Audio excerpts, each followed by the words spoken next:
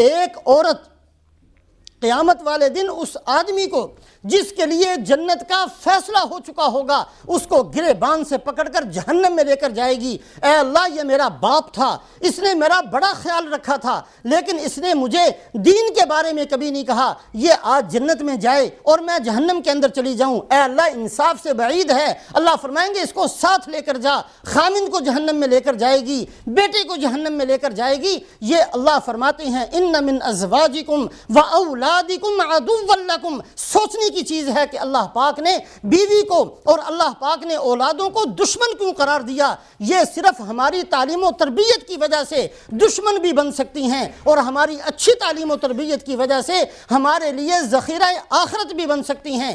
اگر کوئی چھوٹا بچہ اس کا انتقال ہو جائے، نماز جنازہ میں کیا پڑھتے ہیں؟ اللہم اجعلہ لنا فراطا واجعلہ لنا اجرا وذخرا۔ اے اللہ، جو یہ بیٹا ہے اس کو ہمارے لیے ذخیرہ آخرت بنا۔ اولاد ذخیرہ آخرت بھی ہے۔ اولاد، جو بندہ دنیا سے مر جاتا، آپ نے فرمایا اس کا عمل ختم ہو جاتا ہے۔ بندہ جو مر گیا اس کا عمل ختم ہو گیا۔ مرنے والا اب نماز نہیں پڑھ سکتا، مرنے والا روزہ نہیں رکھ سکتا، مرنے والا حج نہیں کر سکتا، لیکن فرمایا 3 چیزیں ایسی ہیں کہ مرنے کے بعد بھی اس کا اجر و ثواب ملتا رہتا ہے۔ ان 3 میں سے ایک اچھی اور نیک صالح اولاد کو چھوڑ کر جانا ہے۔ بندہ مر چکا ہے، قبر میں جا چکا، اس کا سلسلہ عمل ختم ہو چکا، لیکن اس کا بیٹا نیک ہے۔ اس بیٹا نیک ہونے کی وجہ سے قبر کے اندر اس کو اجر و ثواب ملتا ہے۔ اس کی بیٹی نیک ہے، اس کی نیکی کا اثر قبر کے اندر بھی پہنچتا ہے۔ میرے محترم بزرگوں اور دوستو، آج اس پر مطمئن ہو کر نہ بیٹھ جائیں کہ ہم نے اس ملک کے اندر آ کر خوب کمایا اور اولاد کو بہت سارا دے کر ہم جا رہے ہیں۔ اگر ہم نے دین نہیں سکھایا، اگر ہم نے ان کی تعلیم و تربیت نہیں کی، اگر ہم نے ان کی پرورش حرام کے ساتھ کی ہے، اگر حرام کاموں کی عادت ہم نے ڈالی ہے، یہ سارا وبال ہے، یہ ساری مصیبت ہے جو مرنے کے بعد بھی ہمارے سروں پر مسلط رہے گی۔ لہٰذا ذمہ داری ہے تعلیم و تربیت کا انتظام کرنا، باقاعدہ حرام سے بچانے کی کوشش کرنا، اور اپنے گھروں کے اندر کبھی کبھی مرنے کے بعد کی زندگی کا بھی تذکرہ کر لینا چاہیے۔ مسلمان کی اصل زندگی تو مرنے کے بعد شروع ہوتی ہے۔ دنیا تو امتحان کی چیز ہے، امتحان کی جگہ ہے۔ دنیا کے اندر جتنی زندگی گزری یہ تو امتحان اور مصیبت کی زندگی ہے۔ مسلمان کو آرام تو اس دن ملتا ہے جب یہ دنیا سے اس حالت میں جائے کہ فرشتہ آ کر کہے یا ایتھا النفس المطمئنہ ارجعی الی ربک راضیۃ مرضیہ۔ اے اطمینان والی جان، چل اب اس دنیا کو چھوڑ، اس جھمیلوں کو چھوڑ، اس مصیبت کو چھوڑ، اطمینان کے ساتھ چل۔ آج اللہ بھی تجھ سے راضی اور تو بھی اللہ سے راضی۔ مسلمان کی زندگی شروع موت سے ہوتی ہے، مسلمان کی راحت شروع موت سے ہوتی ہے، مسلمان کی عزت شروع موت سے ہوتی ہے، مسلمان کی کامیابی شروع موت سے ہوتی ہے۔ دنیا یہ کوئی کامیابی کی جگہ نہیں ہے۔ اگر کوئی سمجھتا ہے تو کامیابی کا دھوکہ ہے۔ دنیا عزت کی جگہ نہیں ہے۔ اگر کوئی سمجھتا ہے تو وہ کامیابی عزت کے دھوکے میں ہے۔ اصل مسلمان کی زندگی مرنے کے بعد شروع ہوتی ہے، اور مرنے کے بعد کا تذکرہ، قبر کا تذکرہ، حشر کا تذکرہ یہ اپنے گھروں کے اندر کرتے رہنا چاہیے، تاکہ بچپن ہی سے بچوں کو پتہ چلے کہ ہم مسلمان ہیں، ہماری زندگی مرنے کے بعد شروع ہوگی۔ ہمارے پاکستان کے اندر ایک ڈاکٹر ہیں، ڈاکٹر نور احمد نور، شاید ملتان کے رہنے والے حضرات ان کو جانتے ہوں۔ ملتان کے اندر نشتر میڈیکل کالج کے پروفیسر آف میڈیسن ہیں، بہت بڑے ڈاکٹر ہیں، شاید آج کل بھی ہوں، پہلے تھے بہرحال۔ بہت اچھے ڈاکٹر اور بہت زیادہ دیندار ڈاکٹر ہیں، اور ویسے بھی بہت بڑے قسم کے، ڈاکٹری اعتبار سے بھی بہت بڑے ہیں۔ انہوں نے ایک کتاب بھی لکھی ہے۔ بعض لوگوں کو بعض چیزوں کا تجسس ہوتا ہے کہ آدمی کوئی کسی چیز کی تحقیق کے اندر لگا رہتا ہے۔ یہ فرماتے ہیں کہ مجھے تجسس تھا کہ بندے کی موت کے وقت بندہ کیا کلمہ کہتا ہے، چونکہ ڈاکٹر تھے اور عام طور پر ان کی ڈیوٹی انٹینسیو کیئر کے اندر لگتی تھی۔ چونکہ بعض دفعہ چھوٹا موٹا ڈاکٹر غلط فیصلہ کر دیتا ہے، بندے کی جان جلدی نکل جاتی ہے۔ یہ الگ بات ہے کہ بعض دفعہ بڑے بھی بندے کو نہیں بچا سکتے جب موت کا وقت آ جائے گا۔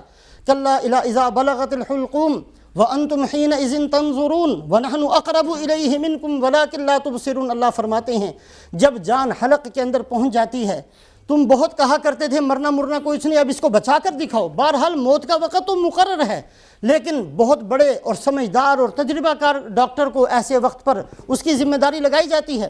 تو عام نزع کی حالت کے اندر انہوں نے بہت سارے مریضوں کو دیکھا۔ ڈاکٹر نور احمد نور یہ خود فرماتے ہیں کہ میں نے 100 بندوں کو دیکھا، 100 آدمیوں کو نزع کی حالت میں، دوسرے لفظوں میں کہ 100 بندے وہ تھے جن کی جان میرے ہاتھوں کے اندر نکلی۔ اور مجھے تجسس تھا شروع کے اندر، چونکہ ڈاکٹر بھی ہیں دیندار بھی ہیں، کہ بھی موت کے وقت کہ قرآن اور حدیث کے اندر بڑی کثرت سے اور بڑے اہتمام سے موت کی حالت کو بیان کیا گیا ہے، لہٰذا تجسس کی وجہ سے میں بہت غور کے ساتھ اور بڑے فکر کے ساتھ ان لمحات کو دیکھتا تھا جب بندے کی جان نکلا کرتی ہے۔ تو میں نے 100 بندوں کو اس حالت کے اندر دیکھا، اور یہ فرمایا کرتے تھے کہ 100 میں سے صرف 3 بندوں نے کلمہ پڑھا۔ یہ آج کے دور کی بات ہے، 100 میں سے صرف 3 بندے ایسے تھے جنہوں نے موت کے وقت کلمہ پڑھا اور پھر ان کی جان نکل گئی۔ 97 بندے 100 میں سے ایسے تھے، 97 بندے۔ بعض دفعہ ہم مطمئن ہو جاتے ہیں جی نماز روزہ تو ہم کرتے ہیں، موت کی وقت جو ہے، موت کا جو وقت ہوتا ہے، اس کے اندر جو دل کی حالت ہوتی ہے یہ بندے کے سامنے آتی ہے۔ جو دل کے اندر بندہ بننا کیا چاہتا ہے، ٹھیک ہے نماز پڑھی، روزہ رکھا، سب کچھ کیا، دل کے اندر یہ ہے کہ میں فرعون بننا چاہتا ہوں، قارون بننا چاہتا ہوں، شداد بننا چاہتا ہوں، نمرود کیا بننا چاہتا ہوں دنیا کے اندر۔ بعض دفعہ نماز روزہ کرنے والے بھی دنیا کے اندر فرعون بننا چاہتے ہیں، وہ یہ چاہتے ہیں کہ جب ہماری بات ہو صرف ہماری چلے، کسی اور کی نہ چلے۔ بعض دفعہ نماز روزہ کرنے والے بھی حکمرانی کے اتنے بھوکے ہوتے ہیں کہ دنیا کے اندر فرعونیت اور قارونیت اور نمرودیت سب ان کے اندر جمع ہوتی ہے۔ اللہ پاک کے نزدیک موت کے وقت وہی بات زبان سے نکلے گی جو دل کے اندر ہوگی۔ بعض دفعہ بندہ نماز روزہ سب کچھ کرتا ہے، لیکن دنیا کا اتنا پسند کرنے والا اور اتنی مال کی محبت اس کے رگ رگ کے اندر گھسی ہوتی ہے کہ مال ذرا سے بھی اپنے اندر سے جدا نہیں کر سکتا۔ یہ مختلف حالتیں ہیں، اللہ ہماری سب کی حفاظت فرمائے۔ آج ہماری حالت یہ ہے کہ ہم گناہ اس بنیاد پر تو کر لیتے ہیں کہ اللہ معاف کر دیں گے، لیکن الحمدللہ کوئی مسلمان دنیا کے اندر ایسا نہیں ملے گا جو یہ کہتا ہو کہ میری موت اچھی نہ آئے۔ ہر بندہ یہ کہتا ہے میں جیسا بھی ہوں، اے اللہ موت کے وقت مجھے کلمہ نصیب ہو جائے۔ بہرحال یہ فرماتے ہیں کہ صرف 3 بندے میں نے اپنی بہت زیادہ تجسس کے بعد 100 میں سے 3 بندے مجھے ایسے ملے جن کی نزع کا وقت تھا اور میں بڑے غور سے ان کو دیکھ رہا تھا۔ انہوں نے کلمہ پڑھا اور کلمہ پڑھ کر دنیا سے رخصت ہو گئے۔ باقی 97 وہ تھے جن میں سے جو کچھ بوڑھے قسم کے تھے، انہوں نے انتقال کے وقت یہ کہا یار وہ زمین کا مسئلہ ہے، شفا ہوا ہے، اس کے بارے میں یہ کر لینا، فلانے کو دے دینا، فلانے کو نہ دینا، میری بہت اس نے بڑی خدمت کی ہے، اس کو وراثت زیادہ دے دینا، اور اس بیٹا بڑا نافرمان تھا اس کو کچھ نہ دینا۔ اس قسم کی وصیتیں کی ان لوگوں نے جن کی عمر زیادہ تھی۔ حالانکہ حدیث پاک کے اندر آتا ہے بعض دفعہ بندہ 60 سال نماز پڑھتا ہے اور غلط وصیت کی وجہ سے سیدھا جہنم میں پھینک دیا جاتا ہے۔ تو 97 میں سے کچھ نے تو زمین اور مکان کے بارے میں بات کہی اور جان نکل گئی، اور جو کچھ نوجوان قسم کے تھے ان میں سے کسی نے فلمی ایکٹروں کا نام لیا، فلانی کاش مجھے مل جاتی، فلانی مجھے مل جاتی، اور اسی کے اندر بیچارے کی جان نکل گئی۔ اب اس کا کیا بنے گا قبر کے اندر، اور وہ جو چاہتا تھا وہ بھی نہیں ملی، اور وہ دنیا بھی گئی اور آخرت بھی گئی۔ اس بیچارے اس سے زیادہ بدبخت کون ہوگا؟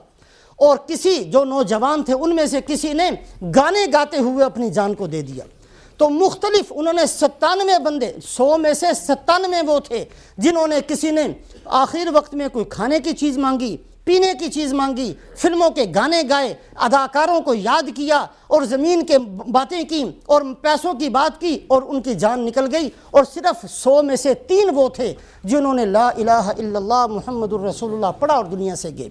میرے محترم بزرگوں اور دوستو، اللہ پاک ہمیں توفیق نصیب فرمائے۔ یہ چیزیں نظر انداز کرنے کی نہیں ہیں، یہ چیزیں ایسی نہیں ہیں کہ ان کو سن کر ہم دوسرے کان سے نکال کر گھر چلے جائیں۔ یہ چیزیں ہمارے سامنے پیش آنے والی ہیں۔ اگر میں آج نہیں مرا تو کل میں نے مرنا ہے، کل نہیں مرا تو پرسوں مرنا ہے۔